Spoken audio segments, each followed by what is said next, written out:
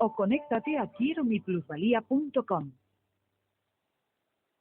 En Radio Intereconomía, Visión Global, con Manuel Tortajada. Línea con Londres, Gonzalo Cañete de Soto, muy buenas noches. Muy buenas noches, Manuel, ¿cómo está? Encantado de saludarle. Don Gonzalo Cañete de Soto es analista y ejecutivo de cuentas de Swissquote. Arrancamos la última semana de este mes de septiembre. ¿Cómo ve los mercados? ¿Qué previsiones tiene, don Gonzalo? Bueno, acertamos perfectamente con el pronóstico de la semana pasada. Dijimos que sería un rebote alcista y que luego vendría la bajada, es decir, rebote de gato muerto, y efectivamente durante 2 o 3 días tuvimos subidas y efectivamente el viernes ya se empezaba a materializar esa bajada, es decir, solamente ganamos tiempo los alcistas durante la semana pasada porque el mercado era principalmente bajista. La previsión es que ahora, por ejemplo, para el mercado europeo, que es de lo que más se ha estado hablando hoy, del Deutsche Bank y el sector bancario, la previsión es que ahora estamos en el mismo punto que estábamos la semana pasada y que con un DAX Xetra por debajo de 10.450 puntos, 10.500 o incluso 10.600, está complicado rescatar eso. El único arranque alcista que vimos durante unos días la semana pasada era por la bajada tan dura que había tenido América, Estados Unidos, sencillamente tenían que recuperar un poco, pero llegaba a ciertos niveles, pronosticamos como Nostradamus, dijimos va a haber un rebote alcista, llegará 2.155 puntos el S&P, 2.165 puntos y después para abajo otra vez. Y efectivamente el viernes empezó a materializar. Por poner un poco el contexto a nivel noticia o demás que podamos esperar, hay 4 cosas que creo que son las que van a determinar, catalizar lo que esté haciendo el mercado. Luego hablaremos a niveles técnicos qué es lo que esperamos de objetivos, pero creo que los temas preocupantes son el Deutsche Bank, las elecciones norteamericanas, ahora que la FED está un poco de lado, después de no subir los tipos de nuevo, cosa que nos olíamos también, e incluso lanzo aquí ese asterisco, dijimos que es posible que veamos durante el 2017 algún tipo de estímulo monetario por la parte de la FED durante los primeros meses, si las elecciones las gana el que están previendo que es el mayor candidato con mayores posibilidades, que es Donald Trump. Incluso algunos bancos como Citi hablaban de que se están creando algún tipo de medidas de apaciguamiento si ven que gana Trump, porque Citibank, por ejemplo, estimaba un aumento de la volatilidad en las divisas y en el oro, lo cual nos deja bien claro por dónde van los tiros. Bueno, Deutsche Bank, un problema claro, las elecciones norteamericanas creo que será el segundo foco que tendremos de conflicto a nivel de mercado. El crudo, y con esto vinculo a Siria porque hay un enfrentamiento, usted ya sabe que es mi tema favorito, hay un enfrentamiento claro y directo entre la coalición norteamericana y la coalición rusa.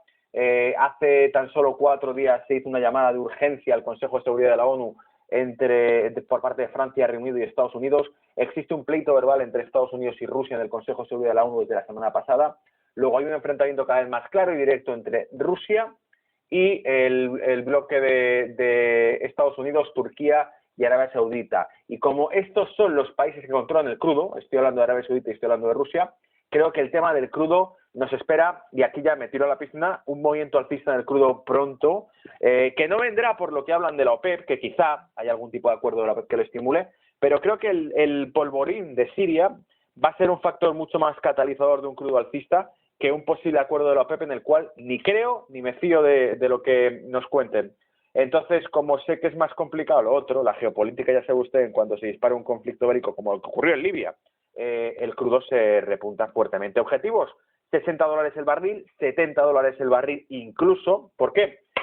Porque hay una figura de cambio tendencial dentro del crudo, hay un hombro cabeza hombro invertido, se puede ver perfectamente en gráficos con velas semanales o diarias, y creo que el gráfico nos está dando pistas, y aquí es por donde ya empezamos a tratar de pronosticar el panorama que se dibujará entonces. Como decía la frase típica, muéstrame un gráfico y le diré las noticias. Bueno, pues si esto es cierto, el gráfico nos muestra un crudo alcista, pero además un crudo fuertemente alcista. Si supera los $50 el barril, los 55, hace un sprint a $60 y puede que ahí encima no se quede parado, sino que continúe hacia 70. Y esto claramente vendrá motivo de algo de esto que hemos dicho. Y última cuestión que quería citar simplemente a nivel de noticias o mediáticas, la reforma que anunció el Banco de Inglaterra hace pocas horas de la plataforma interbancaria que utiliza de pagos, que dicen que está obsoleta. Bueno, que no es que está obsoleta, que se queda limitada para lo que quiere hacer Inglaterra, y que fue creada en el año 96, y esto ha generado bastante incertidumbre en la libra, que ha caído y está en niveles muy bonitos, sencillamente porque estamos en los mínimos y perdiéndolos del Brexit. O sea que estamos, si alguien se plantea invertir en libra, pues ahora ya la tiene en los mínimos incluso después de lo que pasó con el Brexit. Interesante. Para la renta variable, el SP y el DAX, ¿qué ve? Bien, vamos a comentar niveles. Creo que lo que teníamos que ver alcistas en el SP lo vimos la semana pasada. Ahora creo que lo que nos espera es un cambio.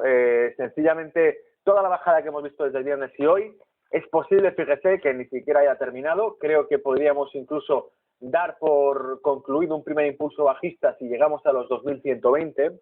Es posible, insisto, que ahora hagamos algún tipo de pausa por toda la bajada de hoy. Pero mucho me temo que, habiendo iniciado esta corrección, el nivel más claro objetivo del SP son los 2.120 puntos.